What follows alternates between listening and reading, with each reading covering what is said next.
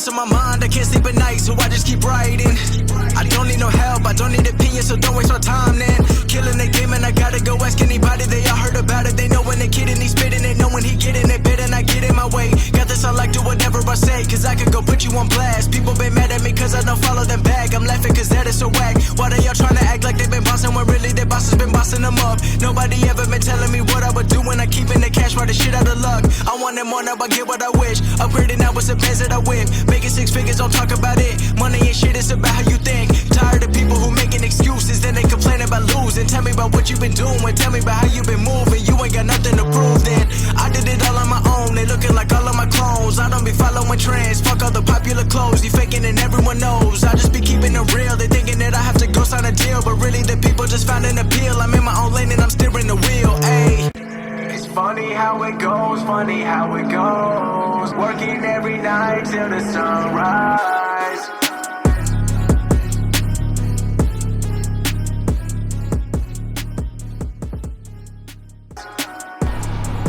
Welcome back once again.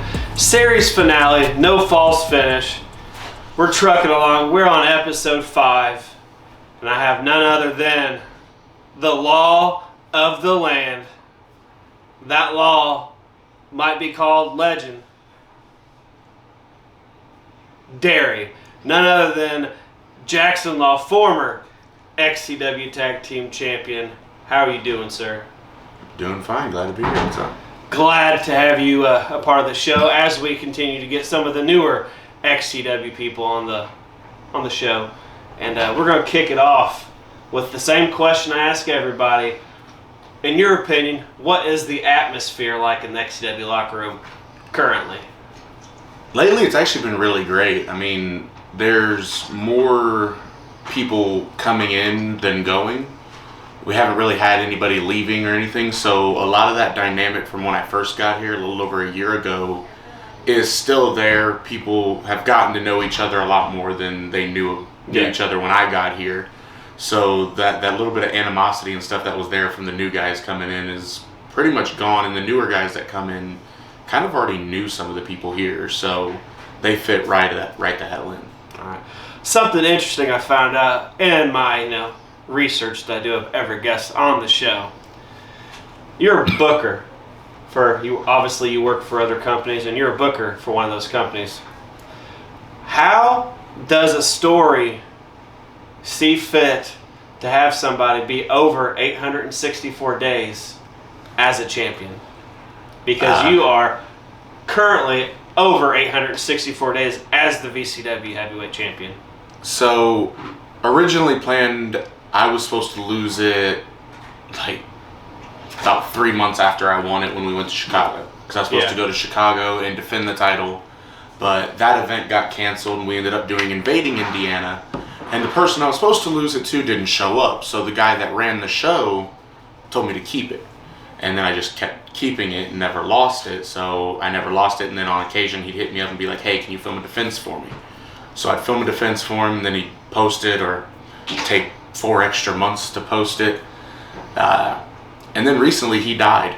And with me being the only person who had access to the channel because I was an editor for him, and the only active champion left around after he died, one of his things he asked is if something happened to him, because, young black kid in Chicago, was if something happened to him, not to let his show die. So I'm trying to keep it going the best I can, and me being the only active champion, that's how. Almost 3 years strong, the only active champion. Do you prefer being a tag team or singles? Because when you first started, Fletch raved about the promo you cut on the City Hall steps. And you were singles for a little. You came in, supposed to come in as a tag team. That didn't work out. And then you started off as a singles. You cut that good promo. And then you end up ultimately teaming with Jaden Tucker, become an XCW Tag Team Champion. So do you prefer the tag team or do you prefer being a singles competitor? It's kind of a loaded question because it's also something about where you're at, because everywhere is a little bit different, because there's some places I've wrestled that don't even have tag divisions. Yeah. So you have to be a single star. Sure, you can join a faction, which I'm part of a faction somewhere. Sure, you can join a team, which I've been part of teams.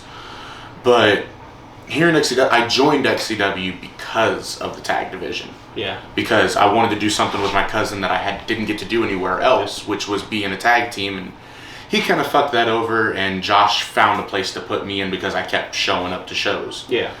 And promo-wise, it's a lot easier to be a singles guy. I've promoted in tag teams, held most of my promo championships I've ever won were tag titles. Yeah. So I really enjoy tag divisions. I love being in tag teams. Is it a lot easier for me as a character to be a singles guy?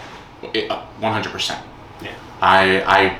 For me personally, I can flourish as a character by myself, but I like doing the tag stuff because at the same time, you don't have to be the only factor in that. You have to rely on someone else to get it over. Yeah. And with Jaden Tucker, it was a lot harder for us to get over as baby faces, which is what we were trying to be when we were feuding Miano and Pat, and 90% of the audience cheers them because they're related to him. Now, when we were feuding Knowledge is Power, it was a little bit easier to get over as the baby faces because Knowledge is Power are assholes. So. True. So, I know we'll never get the dream stable of Jaxsin Law, Jaden Tucker, and Swapman as their manager, because that's impossible these days. But that was the joke that started it all, actually.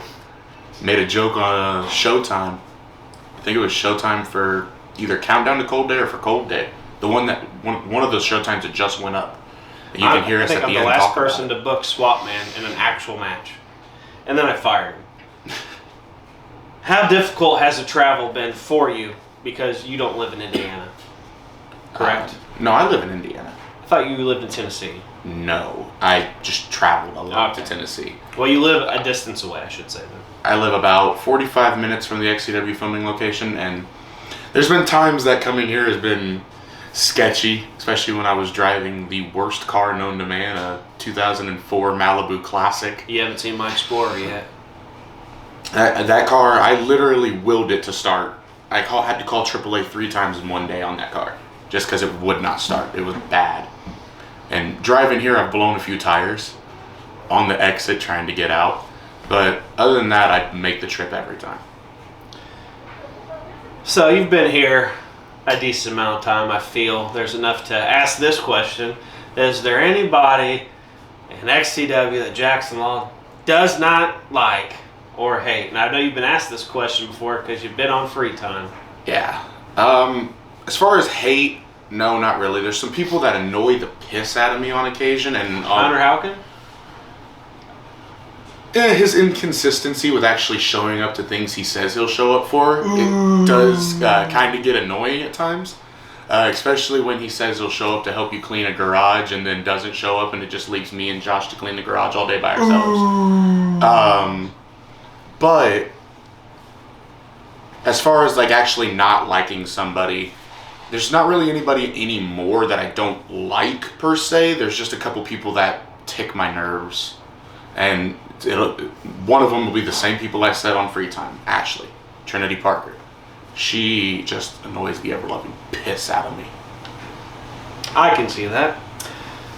How did you get into wrestling? And this question, not exactly like watching WWE and all that stuff, but particularly backyard wrestling that you do now. Genuinely, I was watching YouTube one day during the whole like dish track era. A Backyard Company did a dish track, and that led me to watching TBW. And TBW led me to watching GTS.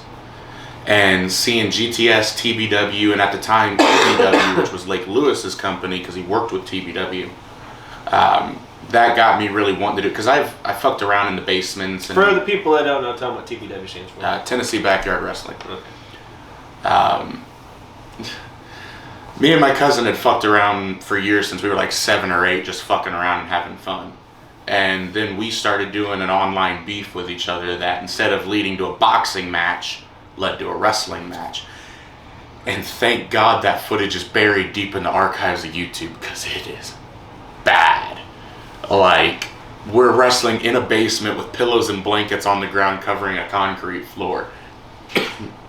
It's bad. We filmed it on a laptop sitting on top of a washing machine using a laptop's webcam. I mean, is pretty ass. You got to do what you got to do sometimes, man. Hardest weapon shot you've ever taken? Kendo stick from Tommy the Man Merriman, and it wasn't even on a fucking show. It was on a Showtime. Was that was that when we had the ring outside, or was it inside the garage? Inside the garage. That's what I figured. I think I remember that. Actually, out of all the XCW internet shows / side shows, which one is your personal favorite? I promise I won't kick you off if you don't say no. Probably Showtime. I'm a big fan of Showtime. Recently, the STLs have been pretty good too. I think a couple audio miscues kind of killed Brady's for me a little bit, but Andy's or Corey Lee's, sorry. Oh, you call him Andy. There's no gimmicks here. Corey Lee, Andy's STL was fucking amazing. It was really damn good. Showtime is actually the Fletch's favorite current internet side show, if you watch episode 1 of No False Finish. Favorite gimmick match, and this isn't particularly the gimmick match you've been in, but the match you like watching the most. Anything, XCW, WWE, TNA, whatever. I'm fond of a good tables match. Always love table spots, but as far as like, since I've been in XCW just watching, I rather enjoy Wins of Chains. I didn't really enjoy this last Win of Chains as much as I did the very first one. Yeah. Because like the first one for me had that extremely, really heated build up to the final moment of the match with the Baldo bomb on all the weapons, and it was just a feel good moment for Jesse Justice to win the title. Yeah. Is a genuinely just a really good storytelling wise match. Definitely pushed hard for Jesse to get that push that season. Who do you think is, I know you haven't seen all the XCW wrestlers throughout history, but who, in your opinion, is the worst wrestler for XCW of all time? Of all time? All time, baby. I racked the brain because recently people give Jaden Tucker a lot of shit, but that's because he does a lot of shit wrong. I'm not the best thing in the world. Oh, like I suck a lot. I mess things up. We all do. But like Tucker catches a lot of shit.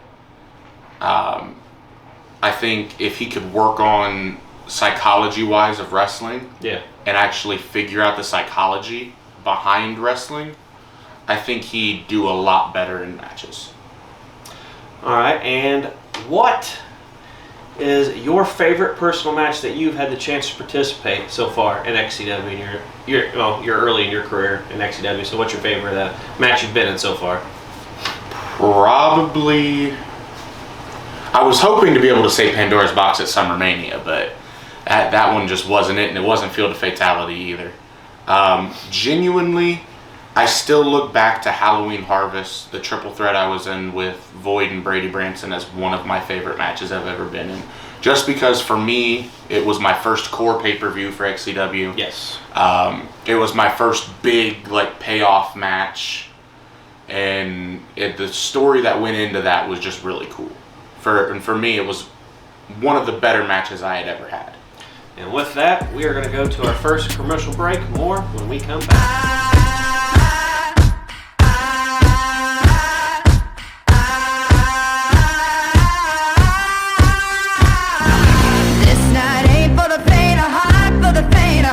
For the faint of heart, this night ain't for the faint of heart, 'cause the faint of heart gon' fall apart.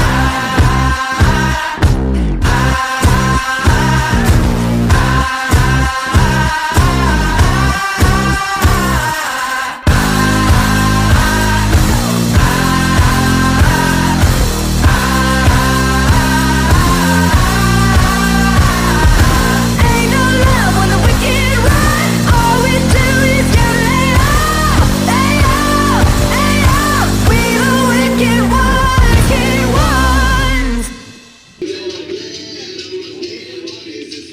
Weighing in at 320 pounds from Indianapolis, Jaxsin Law.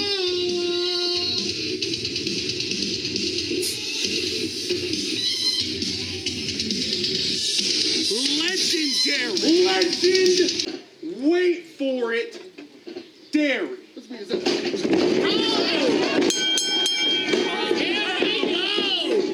Jaxsin Law.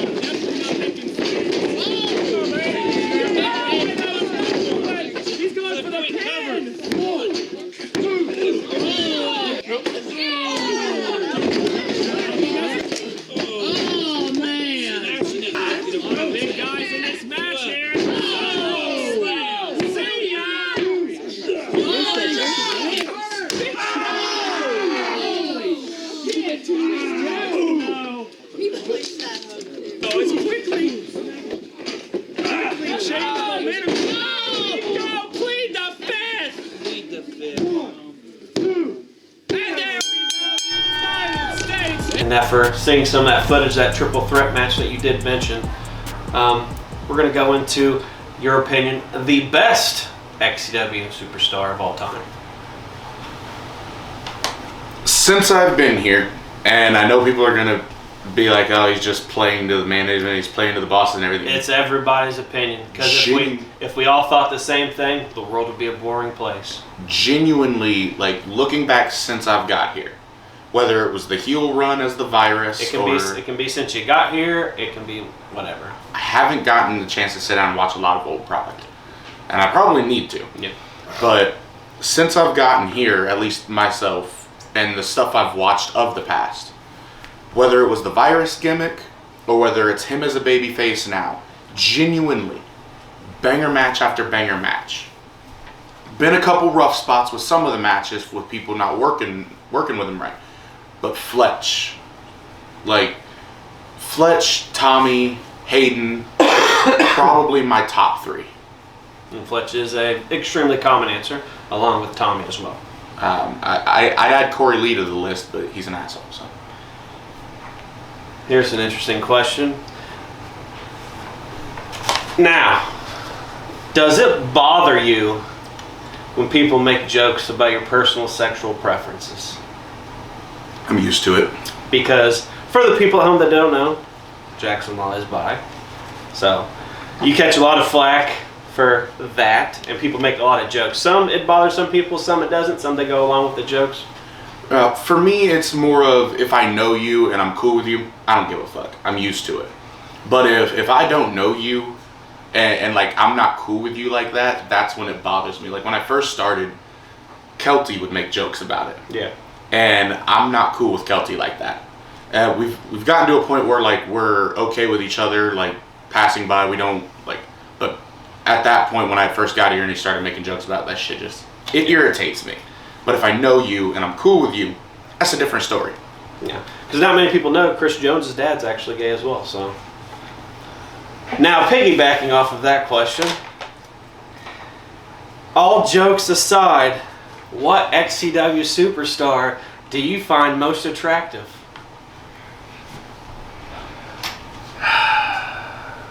Is it your favorite superstar of all time, Fletch? No. Is it every woman's dream man, Hunter Halkin? No. I genuinely don't have an answer to that. I don't try and find anyone attractive. It just kind of happens if it happens. Yeah. I had to include something funny because normally the question is which female that's been a part of XCW has the best ass. So I figured I'd change it up just for you. Do you feel...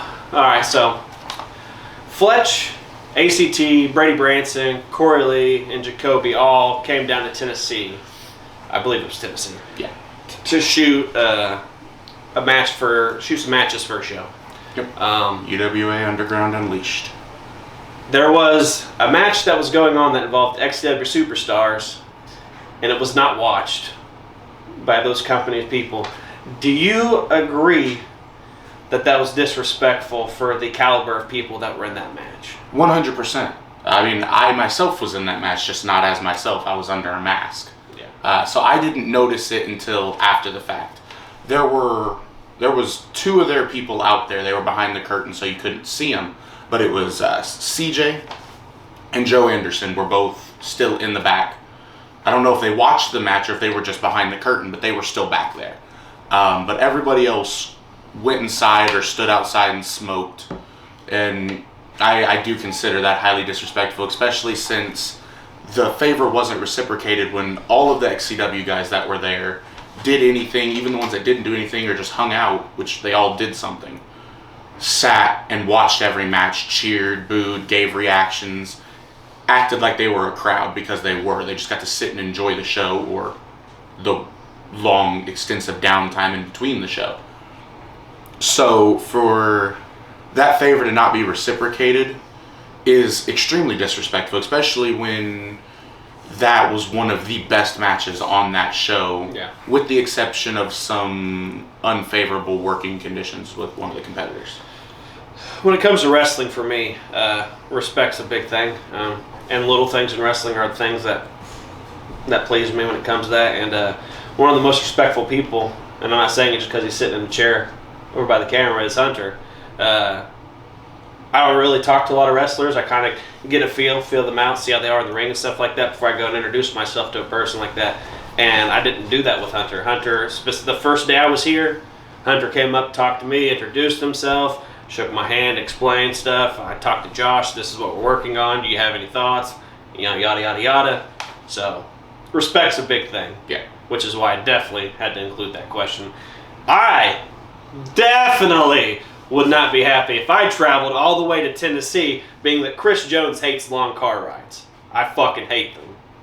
That's why outside going to like Kings Island or something, or a small family trip, I don't fucking do long car rides. So respect's a big thing for me. I can't say I don't enjoy them, because I do. Who have you not had the chance to wrestle that you would like to do so? Can be XCW past, present, or, well, actually, you can do it in hand if you want. Who would you like to work with again? Actually, go ahead and do both. Work with again, probably either Andy or Brogan. I realize Brogan's kind of a weird answer, because you look at some of his matches and there's a lot of rough spots. But my first ever recorded XCW match was a dark match I think we filmed it at High Stakes. And it was me and my cousin as the family connection taking on Corey Lee and Brogan O'Shea. I bet Corey Lee won. And that was one of, at that point, the first times I'd ever done a tag team match. Yeah. It was the first time I'd ever wrestled in an actual ring. Mm-hmm. I've wrestled in the bootleg jank homemade rings and stuff like that, but that was the first time I'd ever gotten the opportunity to wrestle in a real ring. And I'd kind of like to be able to do that again, but with the stuff I've done now. Yeah. And the stuff I know now. Now, work with someone I've never worked with before, Tommy the Man Merriman. Or Hayden Vex. I was supposed to have a dark match with Hayden a couple shows ago, but didn't happen. So, yeah. I try. And I'm sure it'll happen some point. Personally, I've never been big into doing dark matches, but, you know. I've kicked my own ass for so many years, but if there's a need, well, obviously not now, but if there ever was a need for someone to have to be in a dark match, I've done it. Like when Evan Phoenix, a lot of people don't, especially the newer people, don't remember or don't know about. Evan went to basic a long time ago. I don't know if you knew that. But Evan Phoenix went to basic training, and before he left, he wasn't allowed. Couldn't be a part of that show particularly. So to get him a match, I wrestled a dark match with Evan. It's the only match me and Evan have ever wrestled, and I put him over. Okay. It's one of the times, like if you ever hear me talk promo or something like that, I always tell Evan to remember to mention at different times that he's one of the few people that have wrestled me I've never beaten, but he's beaten me. Same thing with Patrick, same thing with Brennan Stickle being a few of the people, and now Jacoby, but he's beaten everybody because he don't put nobody over. I did the same thing with when we had Jason Arcane before he came into his fully in his own XCW. I did a dark match back then, so dark matches can be extremely useful, especially for new people getting introduced to the ring, like you mentioned, because you said you had never wrestled in an actual ring at that point. Yeah, and it's also a really good chance to experiment with different moves and stuff, and get a feel for different things that you know you can do in the ring, and execute them in a dark match to see how they look and how they work. Like, I'm no stranger to filming 7 or 8 matches in one day, just of myself, and that's not counting me under masks and stuff. Yeah. So, I used to wrestle 4 masked characters in the same show. I did Extreme King and had all 4 characters in the same match. So being able to wrestle my main card match and then 2 or 3 darks is nothing for me. I love doing dark matches. You can ask Josh. I volunteer to do them every show. What are Jaxsin Law's hobbies outside wrestling? Because I don't know if many people know this, but like we were talking about it before the show, you design belts a lot. So any hobbies outside wrestling? Including the belt. I was going to say belt collecting, belt designing, and making belts too kind of all tie into the wrestling. Yeah. Other than that, I love video games. Haven't gotten a chance to play a lot of them lately. Really want to play the new Call of Duty. Common answer for the general population that exists. Other than that, it's a weird one, but I used to, before I started in XCW, and a couple times while I was part of XCW, on the other Saturdays that we weren't wrestling, I would go to Broad Ripple Park with a group of people known as the Naptown Nerf Club. And I would run around the park with modified Nerf guns, and we would have full-blown like wars with different game modes, different game types. Pretty akin to like airsoft and paintball. Nothing wrong with that. We use Nerf guns. Funny story, speaking of airsoft guns at the park, I used to go to youth group all the time when I was in high school.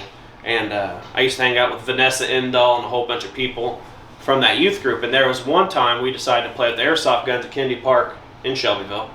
And someone, I'm pretty sure it's Ken McNeely, someone called the cops and said there was people with guns at the park and they hid a dead body under the Kennedy Bridge. So cops showed up, guns drawn on us and all. We had fucking clearly airsoft guns, orange tips. We tried to hide some down by the water before the cops got there, and Sean Fagle was with us for some reason. He told the cops we were hiding guns down by the fucking Kennedy River. I'm like, ah. So yeah, not a very good experience. Or there's the times where I used to live with like 2 or 3 roommates before I had a job, and we just shoot the shit out of each other with airsoft guns inside the apartment. So. For me, the Nerf stuff was just it was my other escape. Yeah. But other than that, I really don't have much other hobbies that aren't involved with wrestling, other like video editing, graphic design, and stuff. A lot of people don't know if Fletch is so far into music. He's got fucking giant fucking CD cases of all the old shit we used to drive around town with and CD player and listen to. And me and Fletch have sang Casey and JoJo on his old fucking grandma's trailer park porch. I mean, me and Fletch sing Blue Can Trail Hit 'em Up Style, which is a song about fucking chicks going out and spending all their boyfriend's money on their credit cards and stuff like that. So everybody's got those interesting hobbies. Yeah, but like akin to your story of someone calling the cops, I was wrestling my cousin in a church parking lot next to the trailer park he lived in. And they had like this giant abandoned field. And we had a lady walking her dog. She called the cops and said we had a bomb in a bag. And we've never had that particular thing for the cops called us while wrestling, but we've had the cops call too. The cops walked up, talked to us, and kind of looked at the lady like she was retarded. We've also been pepper sprayed at a wrestling show before, and that sucked dick. How do you feel about your current gimmick? Like, also, what is your current gimmick? Kind of don't have necessarily a gimmick. Because you're no longer law enforcement, clearly. No. That was kind of a big gimmick in and of itself, Yeah. which I guess if you look at the more recent stuff with Jay Ellis, the gimmick is kind of sticking with the law side of things. Law of the land. But I call myself Law of the Land, and I haven't really gotten a chance to build a gimmick and a character around that name. It's just a clever name that I came up with and have been using. Well, when you first started, you were a legend. Wait for it. Dairy. Legend. Are you no longer a legend? Dairy? Not here. I haven't heard that for a long while. The only place I've used that recently was VCW, and that was just to make a callback to it because that's what I was when I started there. Who do you think is currently the most underrated XCW wrestler? That has extreme potential. Underrated wrestler, extreme potential. And don't be afraid to say yourself if you think yourself. But No. who, in your opinion, most underrated? Honestly, I wish he was still around. SAT. I don't think he was underrated. I think his praises were sung. Not by enough people, though. Okay. Like, people don't consider him the shining star of the Knowledge is Power tag team, or at least not enough people do. And he was. For me, ACT was already an established name here. Yeah. People know his promos are on point. his wrestling has gotten tenfold better since I've gotten here. But SAT was a rookie who came in kind of piggybacking off of the name and gimmick of ACT. And in doing so also was able to shine on his own with the couple singles matches he had. He was able to shine on his own. He picked up on like how to do stuff really quickly. So for me, that answer is probably SAT. I wish he'd come The back. only person that I know of that did not like SAT is, ironically, Tommy Merriman. So, what are Jaxsin Law's goals for next season? Like, obviously, you know, there's certain storylines, but what do you feel you want your goals to be for next season? Well, my first Do you want to be a world champion? I don't think I'm ready for that. Why not? You're over 864 days as the VCW champion. Why don't you think you're ready to be the XCW champion? Because the VCW title wasn't ever supposed to be the world title. Yeah. The Anarchy Championship was supposed to be like the lower mid-card title. Gotcha.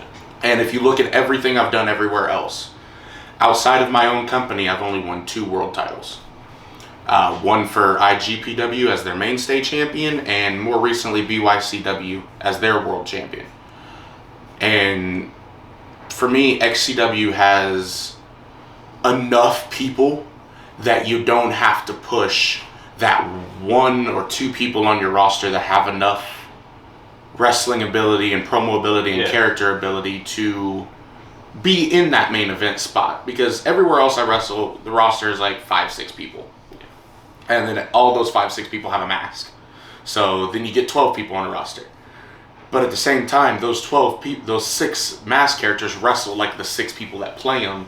Because if you play a mask character, it's kind of hard to get out of doing stuff the same way you do as your main character. Which I play Gordo, which is the first time I've actually ever said that on camera.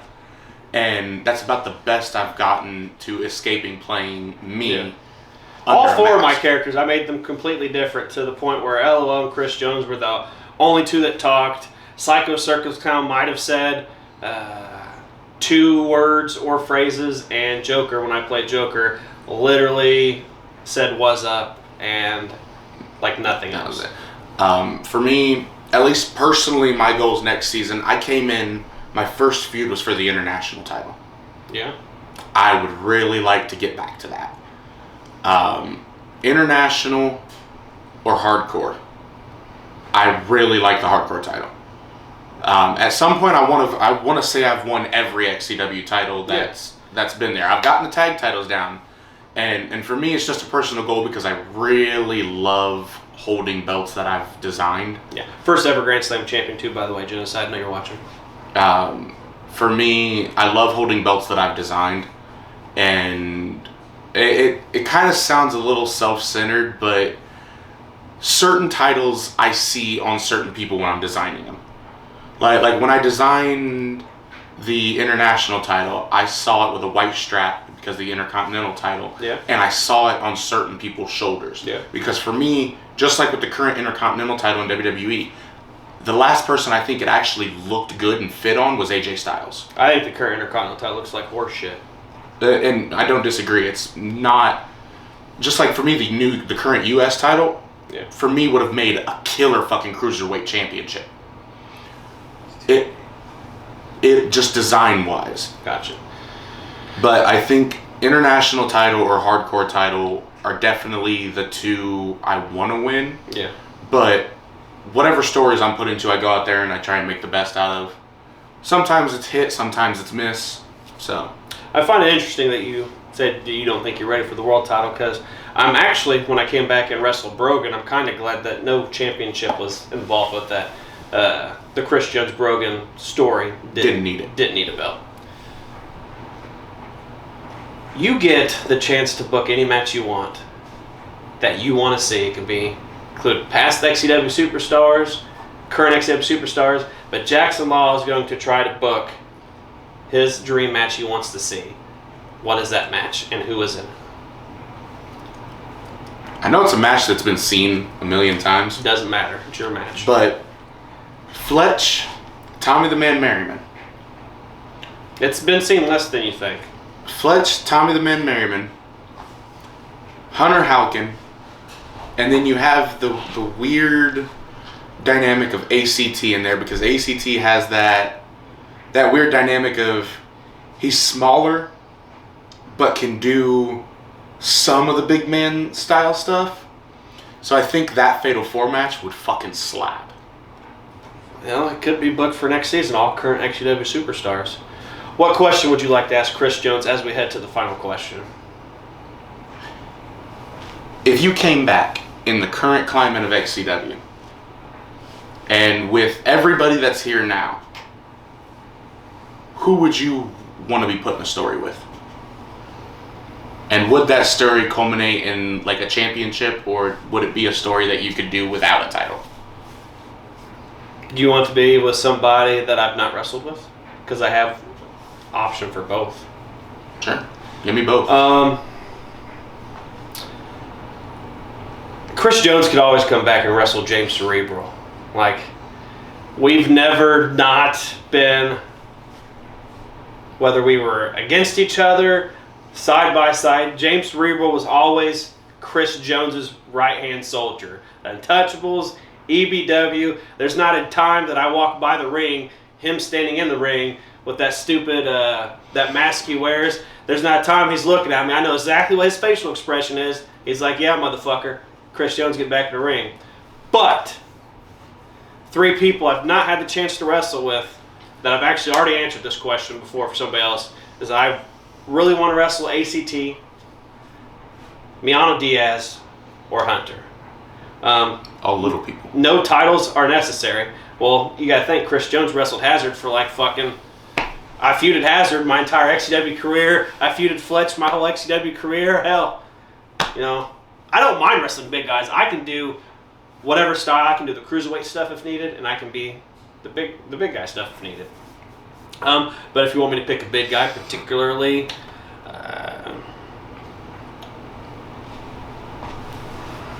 You ever wrestled Void? I did. Void actually cashed in on Chris Jones after Winds of Change. I went into Winds of Change. Actually, we were in a little feud, and that was my Beat the Clock challenge was Void. And I won Winds of Change, and Void cashed in on me, and that's how Void got his first XCW championship. I wouldn't mind wrestling Void. I'll say you. You or Jaden Tucker. Chris Jones has always wrestled the less experienced XCW people. I've wrestled the Max Destructions, the Nemesises, all the people. Fletch is like, hey, you got Max Destruction today. I'm like, okay, fuck you. There's been times where I've wrestled new guys that didn't know Tyler Branson, Too Sexy Tyler Branson. He's wrestled 1 match in XCW, and it was a Chris Jones character, and it was all right. So we'll say you just because you're my guest. I can go in there, and with some of the stuff I've seen you do with your claw choke slam, I'm not calling it by its name just because you interrupted me while I was on commentary at Halloween Harvest. I think I could do some cool stuff with you, but I'm going to go with the ACT, the Hunter, and the Miano Diaz. Because with what Miano Diaz has been a tag team, he's not really got to do a lot of cruiserweight stuff besides with Fletch, which is extremely agile for a big guy. And Fucking out here the backflipping. the stuff he's done with, he's taken a Mexican destroyer before, Canadian destroyer. Last question. Advice for people that are wanting to join for XCW. It doesn't matter if it's as wrestler, camera person, referee, commentate, whatever. Be motivated and devoted. Biggest thing here is if you dedicate to something, you're dedicated to it. If you say you're going to do something, you do it, or else you hear about it. And I hate hearing about shit.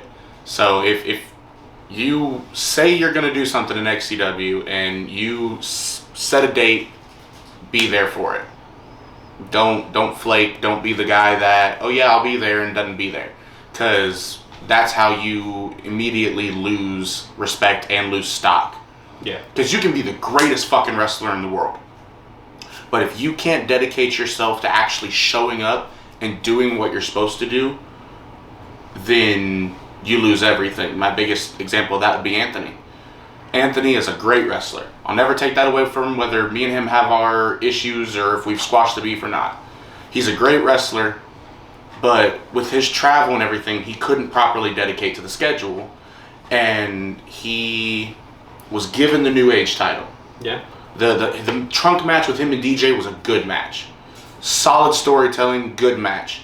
But for me, the way his departure from XCW happened with him not being able to properly lose the title or have a story with the title, not only did it kill him as a champion and kill his stock in XCW, for me it also kind of killed the momentum of DJ's run as champion, because DJ had a solid outing with Miano Diaz to win the title.